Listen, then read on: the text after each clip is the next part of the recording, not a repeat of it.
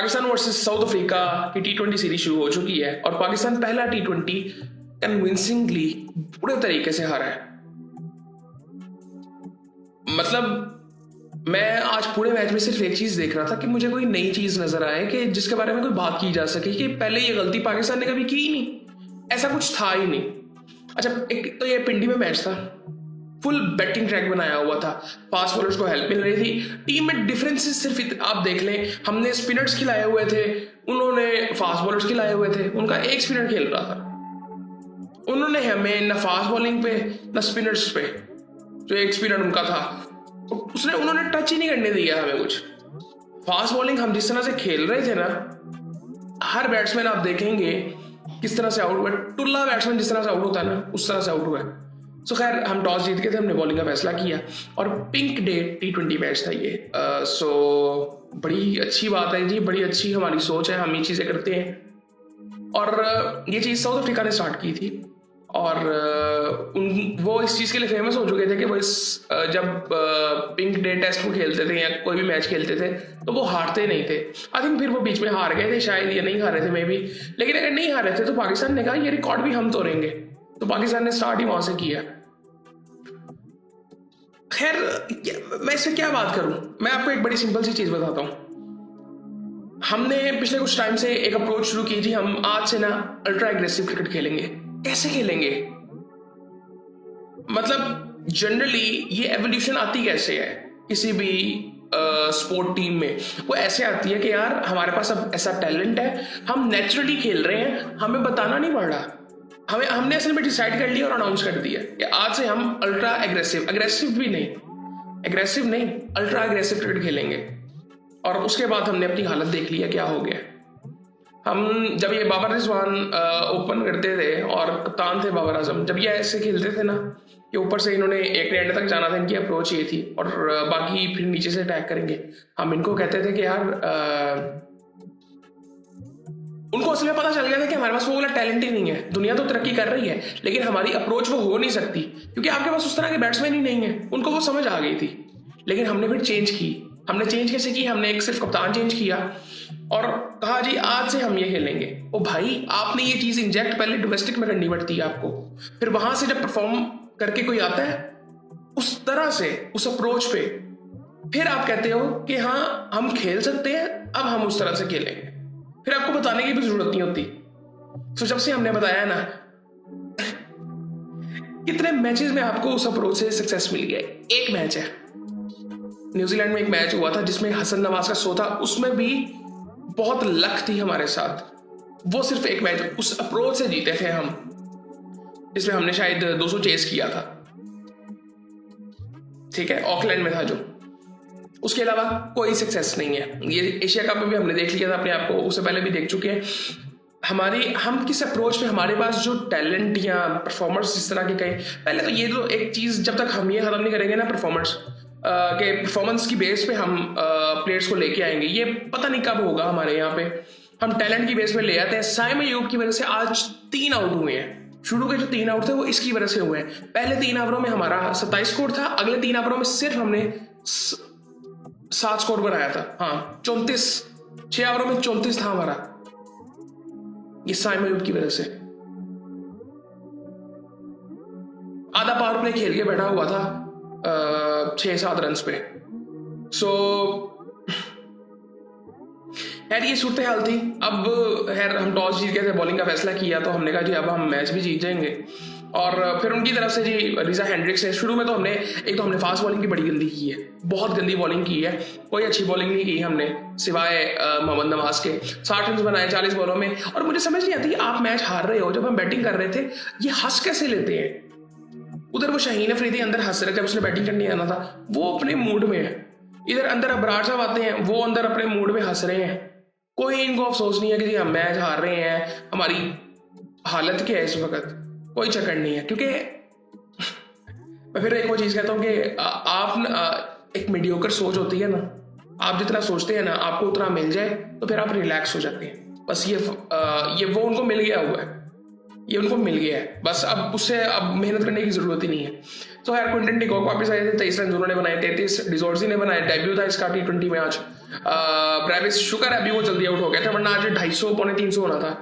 जिस तरह से खेल रहे थे ना, उन्होंने 80 रन बना लिए, 74 रन आई थिंक बनाए थे 6 ओवरों में, 74 रन बनाए थे। हमारे 10 ओवरों में 74 नहीं थे, हमारे 10 ओवरों में 70 रन थे।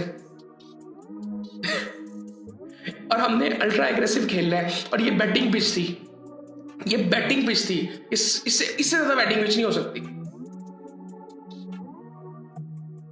खैर ब्रेविस भी आउट हो गया था, बिट्सकी भी आउट हो गया था जल्दी, नवाज ने उसको आउट किया था। अच्छा, साइम ने 1 ओवर में आउट किया और फिर उसके बाद वो आया ही नहीं, 3-4 ओवर वो आया ही नहीं।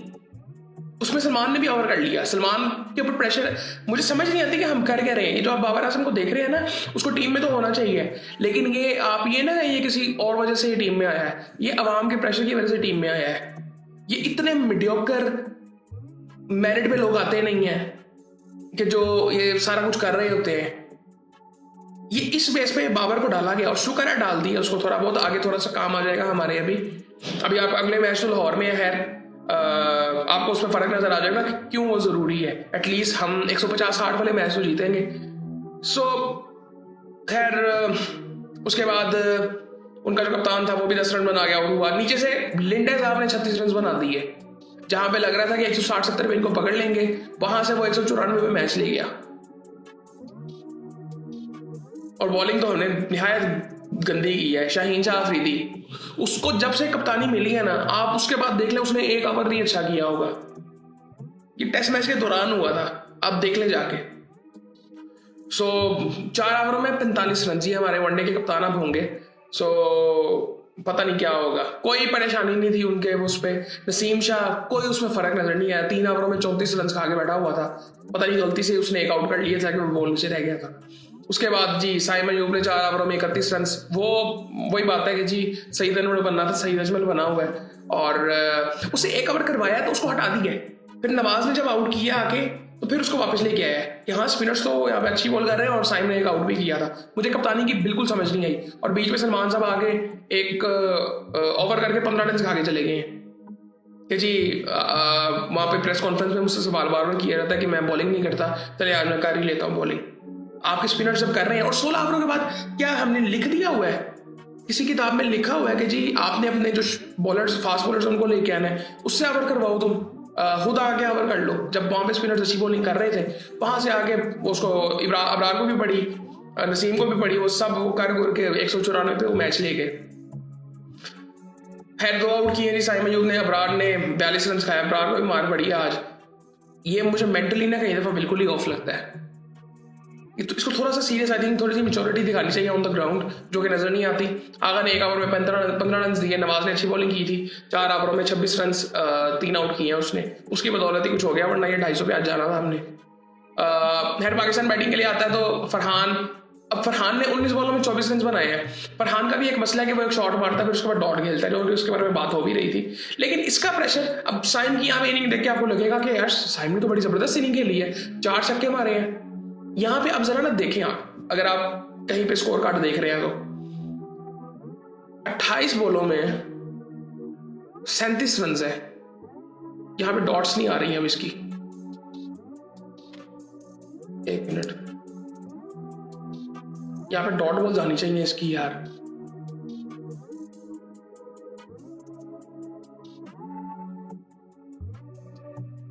नहीं आ रही यहां पे।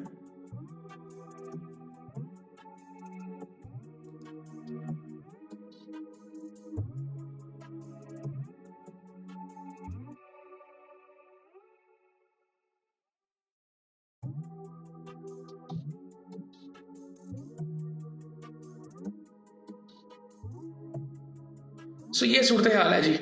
साइम अयूब ने यहाँ पे 37 रन बनाए। एक टाइम पे ये 14-15 बॉलों में 6 रन बना के खड़ा हुआ था, सामने से 3 आउट हो गए थे प्रेशर की वजह से। फरहान जिस तरह से आउट हुआ, प्रेशर में फुल था कि यार रन ही नहीं है। पहले 3 ओवरों में 27 स्कोर था हमारा पावर प्ले में, अगले 3 ओवरों में 7 स्कोर हमने किया सिर्फ। ये पावर प्ले चल रहा था।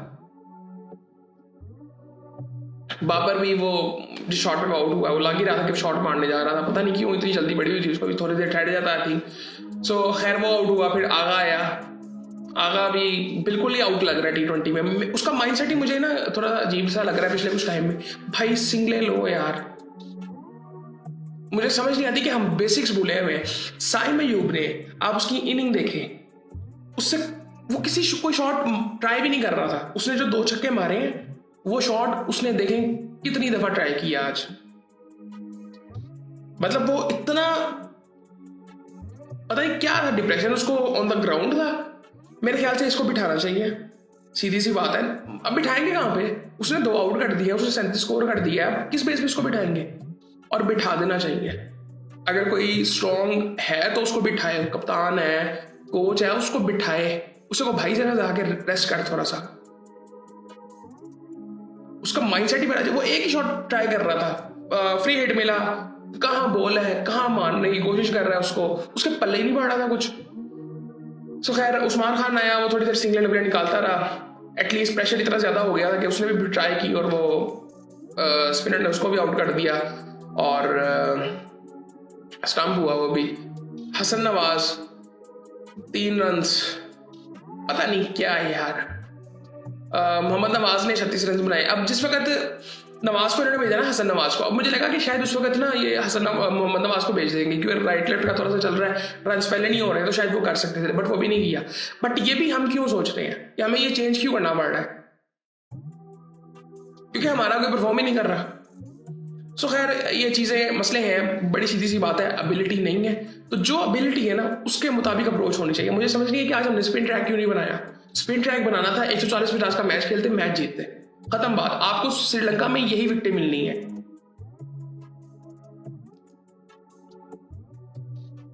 सो ये सूरत हाल थी। 139 में पूरी टीम ऑल आउट हो गई है और मोहम्मद नवाज ने 20 बॉलों में 36 रन बनाए, 2 छक्के लगाए, 4 चौके लगाए। वो थोड़ा सा बेहतर लग रहा था। उसके बाद किसी ने कुछ नहीं किया। सो अल्ट्रा एग्रेसिव अप्रोच है, मुझे इस वक्त जहर लग रही है। वो सीरियसली आपके पास नहीं है टैलेंट भाई, एबिलिटी भी नहीं है, सो मत करें वो। उसके बाद जी उनकी तरफ से अगर बात करें तो 4 आउट कॉर्बिन बॉश कर गया। उसकी पेस चेक करें आप, ये उनका ऑलराउंडर है। 140 प्लस की पेस में कर रहा था, 145 में भी आई थिंक उसने बॉल की है रेगुलरली। 3 आउट किए हैं जी लिंडे ने, जिसको पहले 2 ओवरों में 28 रन पड़े हुए थे। विलियम्स ने 2 आउट कर दिए, नगीडी ने 1 आउट कर दिया। तो ये उनकी सूरत हाल थी। उनके फास्ट बॉलर्स को देखें, अपने फास्ट बॉलर्स को देखें। हमारे फास्ट बॉलर्स 6 बॉल एक जगह पे कर ही नहीं सकते। और ये जो अल्ट्रा एग्रेसिव अप्रोच की बात होती है ना, चैलेंज मैं करता हूं, मैं क्या चैलेंज करता हूं, कोई भी कर ले। अल्ट्रा एग्रेसिव अप्रोच वो प्लेयर्स खेल सकते हैं जो कह के छक्के मारते हैं। आपकी टीम में कितने ऐसे प्लेयर हैं जो कह के छक्के मार सकते हैं? एक भी नहीं है। आज की प्लेइंग 11 में एक भी नहीं है। कोई भी मीडियम पेसर उठा लें, कोई भी मीडियोकर बॉलर उठा लें, उसको कह के आप छक्के मारें, अपने सारे जितने बैट्समैन हैं आपके, नहीं मार सकते। वो माइंडसेट ही नहीं है भाई, वो एबिलिटी है ही नहीं, वो स्किल सेट है ही नहीं, कहां से करेंगे? सो खैर ये मसले चलते रहेंगे यार। ये कभी भी सिस्टम जब तक ठीक नहीं होगा, परफॉर्मेंस की बेस पे प्लेयर्स नहीं आएंगे, ये चीजें नहीं ठीक हो सकती। ये हम जितनी मर्जी कोशिश कर लें, हम टैलेंट की बेस पे, वो पता नहीं कितने मैच खेल गया ये, इसका मैं अगर रिकॉर्ड थोड़ा सा देखूं साइम अयूब का,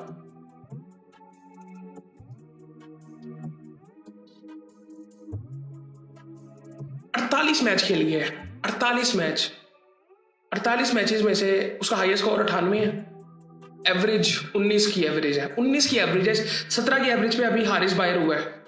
और क्या नाम है इसका जी,